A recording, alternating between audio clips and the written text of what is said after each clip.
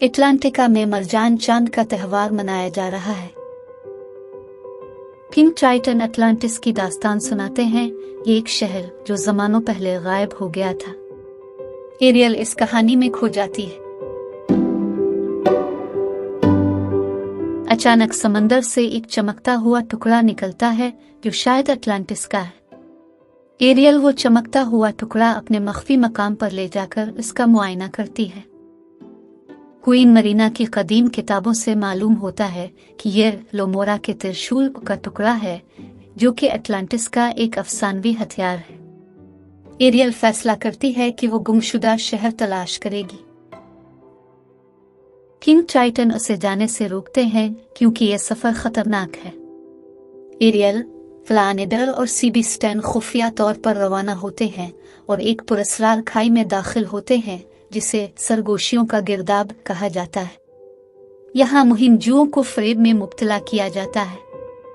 Aerial अपने माजी की झलकियां देखती है, मगर अपने हौसले से उन्हें उबूर कर लेती है।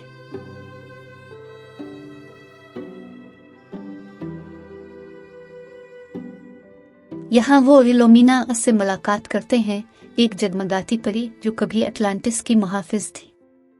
वो रहनुमाई पर राजी हो जाती है, लेकिन खबरदार करती है कि आगे गहराइयों का मुहाफिज अलिफाल मौजूद है। आतिशफशानी गारों के दरमियान गहरा समंदरी इलाका। वो तीनों एक देवकामत मुहाफिज अलिफाल के हमले का सामना करते हैं। एरियल अपनी आवाज और हमदर्दी से अलिफाल को पुरसुकून करती है। अलिफाल एक पोशीदा दरवाजा दिखाता है जो अटलांटिस तक ले जाता है। देवकामत संगमरमर के दरवाजे जो कदीम निशानात से चमक रहे हैं। वो कदीम दरवाजों तक पहुंचते हैं जहां दिल, हिम्मत और इसार का इम्तिहान होता है। एरियल इन तमाम आजमाइशों में कामयाब होती है। दरवाजे खुलते हैं और जादू से महफूज अटलांटिस जाहिर होता है। एरियल को क्वीन नीरिसा की रूह मिलती है, अटलांटिस की आखिरी हुक्मरान। वो बताती है कि अटलांटिस ने खुद को छुपाया ताकि त्रिशूल को गलत हाथों में न जाने दिया जाए। एरियल को फैसला करना होता है, टुकड़ा वापस ले जाकर दोनों सल्तनतों को जोड़ दे, अटलांटिस को खुफिया रखे। अलिफासुला एरियल का ताक़ुब कर रही थी। वो त्रिशूल का टुकड़ा हासिल करके समंदर की हुक्मरान बनना चाहती है।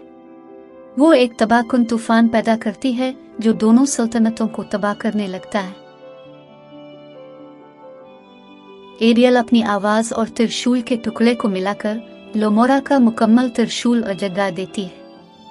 इत्तेहाद और अमन की ताकत अलिफासुला को शिकस्त देती है। अटलांटिस अब एटलांटिका के करीब आता है। अटलांटिस को बहन सल्तनत के तौर पर बहाल किया जाता है। क्वीन मरीना उसकी नुमाइंदा बनती है। एरियल को समंदर की आवाज के लक़ब से नवाजा जाता है। नया मरजान चांद त्यौहार दोनों सल्तनतों में मोहब्बत और हम आहंगी के तौर पर मनाया जाता है।